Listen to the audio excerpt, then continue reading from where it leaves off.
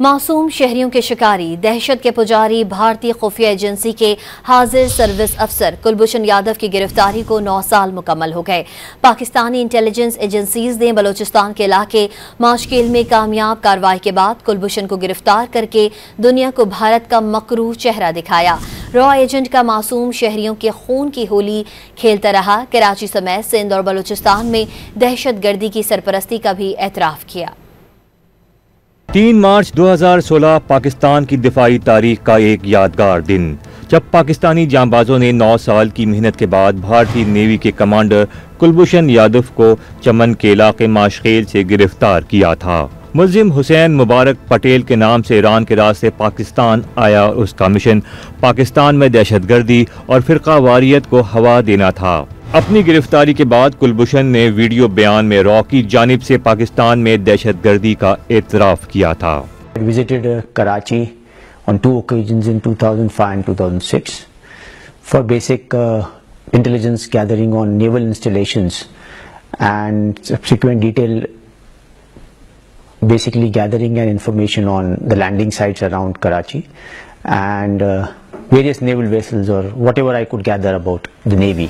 एतराफ़ी बयान के बाद अप्रैल 2017 में कुलभूषण को आर्मी एक्ट के तहत सजाए मौत सुना दी गई, जिस पर भारत में खलबली मच गई थी। इससे कबल भारत ने कुलभूषण यादव को भारतीय शहरी तस्लीम करने से इनकार कर दिया था और पाकिस्तान ने कुलभूषण यादव और रॉ की दहशतगर्द कार्रवाइयों पर डोजियर अक़वाम मुत्तहिदा के हवाले किया था। भारत ने 9 मई 2017 को आलमी अदालत-ए-इंसाफ में कुलभूषण को सुनाई गई फांसी की सजा के खिलाफ अपील दायर की। ICJ में 18 से 21 फरवरी 2019 तक मुकदमे की समाअत हुई। इसके बाद भारत की दरख्वास्त पर कुलभूषण को सिफारती रसाई दी गई। कुलभूषण की वालदा को भी अपने बेटे से मिलने की इजाज़त दी गई। मुलाकात के बाद कुलभूषण ने अपनी वालदा से मुलाकात के बारे में भी वीडियो बयान दिया था। My mother came over. I'm thankful to the Pakistani government for showing this grand gesture and allowing this meeting.